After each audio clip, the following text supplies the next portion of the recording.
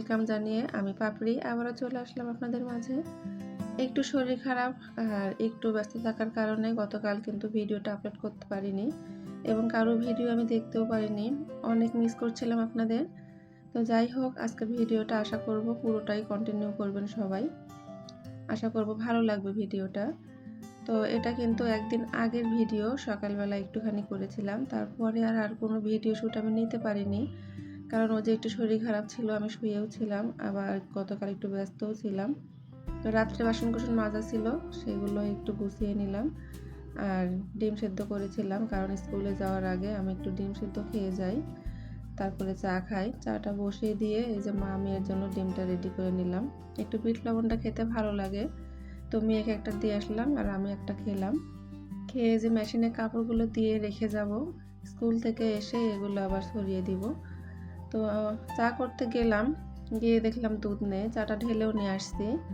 তো দুধ ঢালা, যে রান্না করতে গিয়ে তেল ঢালা, হলুদ মরিচের গুঁড়ো তোলা, এই জিনিসগুলো যে এত বিরক্তিকর, মানে যখন তাড়াহুড়া দেখা যাবে তখন এই জিনিসগুলো একেবারে শেষ হয়ে গেছে, তখন এগুলো না উঠালেই নয়। তো আমি দুধটা একটু ঢেলে নিলাম। আমি সবসময় ডিপ্লোমা দুধটাই খাই, কিন্তু কেমন যেন ভালো লাগছে না কয়েকদিন, তো আমি 2বার হলো এই যে মার্কস দুধটা নিয়ে আসছি। তো এটা মোটামুটি খুব একটা ভালোও লাগছে না, কিন্তু দুধ চা ছাড়া তো আমি খেতে পারি না। তো আমার দলে কে কে আছেন প্লিজ একটু কমেন্টে জানিয়ে যাবেন। তো একটু একটু করে চা খাচ্ছিলাম আর কাজ করছিলাম, কারণ একটানা বসে চা খাওয়ার ভাগ্য আমার নেই, কারণ ওই যে তাড়াহুড়া, সকালে স্কুলে যেতে হবে, আবার কাজগুলো সারতে হবে। কারণ ওই যে আমার তো বিকালে আবার থাকে কেকের অর্ডার, সেগুলো কাজ করি। তো যাই হোক, স্কুল থেকে এসে তারপরে যে রান্না করেছিলাম, তো এটা কিন্তু আজকের ভিডিও, আজকে দুপুরে রান্না করেছিলাম। এটা একটু চিংড়ি মাছ দিয়ে মাসকলাইয়ের ডাল রান্না করেছি। তো এটা কিন্তু আমি আগে কখনো খাইনি। তো 2-3 মাস আগে আমি ময়মনসিংহের আপুর ভিডিওতে দেখেছিলাম, ওনারা চিংড়ি মাছ দিয়ে মাসকলাইয়ের ডাল রান্না করে।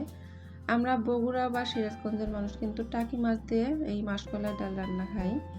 তো আমি সেভাবেই খেয়েছি, কিন্তু চিংড়ি মাছ দিয়ে খাওয়া হয়নি। তো ওনার ভিডিও দেখে একদিন করেছিলাম, তো আলহামদুলিল্লাহ অনেক ভালো লাগছে আমার, কারণ চিংড়ি মাছও আমার পছন্দ, মাসকলাইয়ের ডালটা আমার পছন্দ। তো আমি কিন্তু মাছটা প্রথমে একটু কষিয়ে নিয়েছি মশলা দিয়ে, কাঁচামরিচ দিয়ে রান্না করতে হয় এটা। যদি কেউ শুকনো মরিচ খেতে চান দিতে পারবেন, তবে আমার কাছে কাঁচামরিচটা দিয়েই ভালো লাগে। তাই তো ডালটা এখানে গুলিয়ে রেখেছি আলাদা করে। এটা কিন্তু ডাল করে নেওয়া, গুঁড়া করে নেওয়া, আমি ব্লেন্ডারে গুঁড়ো করে নিয়েছি। তো মশলাটা কষিয়ে আমি মাছটা কষিয়ে নিয়েছি, তারপরে এর মধ্যে ডালটা এখন পানি দিয়ে গুলে নিয়ে তারপরে এটা ঢেলে দিলাম। কারণ যদি গুঁড়ো ডাল দেওয়া হয় তাহলে কিন্তু দলা পেকে যাবে, এই কারণে একটু ঠান্ডা পানি দিয়ে এটা লিকুইড করে নিতে হয়। তারপরে যে দিলাম, আর আমি মাসকলাইয়ের ডালটা একটু পাতলা খেতেই পছন্দ করি, অনেকে হয়তো ঘন পছন্দ করে, তো আমার একটু পাতলা ভালো লাগে, মানে খুব ঘন হবে না আবার খুব পাতলা হবে না। এই তো ডালটা কিন্তু আমার হয়ে গিয়েছে কথা বলতে বলতে। আমি কিন্তু এখন একটা ফোড়ন দিয়ে নিব। একটু রসুন থেতো করে দিয়েছি, আর তারপরে এর মধ্যে দিয়ে দেবো একটু পাঁচফোড়ন দিয়ে দিব, খুব বেশি না, অল্প দিব। আর এর মধ্যে আমি একটু শোলক পাতা পছন্দ করি, কিন্তু সেটা দিতে ভুলে গিয়েছিলাম, কারণ ওই যে তাড়াহুড়া করে এখনও রান্না করেছি, কারণ স্টুডেন্ট আবার পড়তে আসবে, আমার সব কাজে তাড়াহুড়া করেই করতে হয়। তো আমি ফোড়নটা দিয়ে নিলাম। এর মধ্যে সবার কাছে একটা রিকোয়েস্ট, যদি কোনো অংশ একটু ভালো লাগে প্লিজ একটা লাইক করে দিবেন, আর ইউটিউবের বন্ধুরা প্লিজ একটা সাবস্ক্রাইব করে দিয়ে আমার পাশেই থাকবেন। এই কাজটি যারা করে দিয়েছেন তাদেরকে অসংখ্য অসংখ্য ধন্যবাদ। আমি ডালে ফোড়ন দিয়ে দিলাম আর যে চট করে ঢেকে দিলাম, কারণ আগেকার দাদি নানিরা বলতো ডালের ফোড়ন নাকি সঙ্গে সঙ্গে ঢেকে না দিলে তার এই যে সুগন্ধটা নাকি বের হয়ে যায়। তো একটু ঢেকে দিয়েছি, আর এই যে ডালটা অলমোস্ট কমপ্লিট হয়ে গিয়েছে। তো আমি ডালটা এখন নেমে রাখবো। তারপরে একটু মাছ ভুনা করেছিলাম, আমার একটা ব্রিগেড মাছ ছিল, তো সেটা আমি ভেজে নিয়ে রান্না করেছি। আমার ইদানিং বড় মাছ খেতে পারছে না, অনেক দিন পর রান্না করলাম। এই কয়েকদিন আমি কোনো প্রকার মাছই রান্না করিনি, না ছোট মাছ রান্না করেছি কিন্তু বড় মাছ রান্না করিনি। তো অনেকদিন পরই করলাম, একটু ভেজে নিয়ে শুধু টমেটো দিয়ে রান্না করেছিলাম এটা। আর যে কোনো মাছ কষানো বলেন, যে কোনো তেলানির তরকারি বলেন, পেঁয়াজটা কিন্তু যদি হালকা আছে ভেজে নেন, ফ্লেভারটা কিন্তু অনেক ভালো আসে, তরকারির টেস্ট কিন্তু অনেক গুণে বেড়ে যায়। আমি মশলা কষিয়ে নিয়েছি, নিয়ে যে কাঁচা পেঁয়াজ আমি কিন্তু পরে দেই, এটা আমার ছেলে মেয়ে খুবই পছন্দ করে, মানে মশলার মধ্যে আলাদা করে কাঁচা পেঁয়াজ কুচি, মানে বেটে দেয় অনেকে, আমাদের বগুড়ার মানুষ কিন্তু বেটে দেয়, কিন্তু আমার ছেলে মেয়ে আবার আস্তটাই পছন্দ করে, মানে কুচিটাই পছন্দ করে। আর একটু টমেটো দিয়ে দিলাম, দিয়ে একটু কষিয়ে নিয়ে তারপরে যে ভাজা মাছগুলো দিয়েছি। তো এটা দিয়ে কিন্তু আলহামদুলিল্লাহ আমাদের দুপুর এবং রাতের খাবার হয়ে যাবে মা মেয়ের।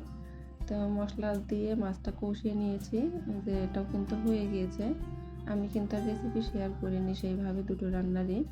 একটু লাল কাঁচামরিচ দিয়েছি, একটু সাদাটা সবুজটা দিয়েছি। আর এই তো তরকারি হয়ে গিয়েছে। কেমন যেন কথা আমার আজকে আটকে আটকে যাচ্ছে, মাথাটাও ব্যথা করছে, তারপরে আরও কাজ আছে, সব কিছু টেনশন মিলেই কথাগুলো এলোমেলো হয়ে যাচ্ছে। তো যাই হোক, দুপুরে খাওয়া দাওয়ার পর এটা 4টার সময় কেক নিতে এসেছিল। তো ওই যে কেকটা ডেলিভারি দিব তার জন্য বের করে রাখলাম, মানে রেডি করছিলাম। আমি বোরখা পরে নিয়েছি কারণ নিচে এসে দাঁড়িয়ে আছে উনি। তো এই তো আমি একটা টাপ কেক ছিল, চকলেট টাপ কেক, আর একটা ভ্যানিলা কেক ছিল এখানে। তো দেখেন এটা মাশাআল্লাহ, কেকটা কিন্তু অনেক সুন্দরই হয়েছিল, কাস্টমারও বলেছে, সেও অনেক খুশি। তো আজকে এখানে রেখে দিচ্ছি। সবাই ভালো থাকবেন। আল্লাহ হাফেজ। আসসালামু আলাইকুম।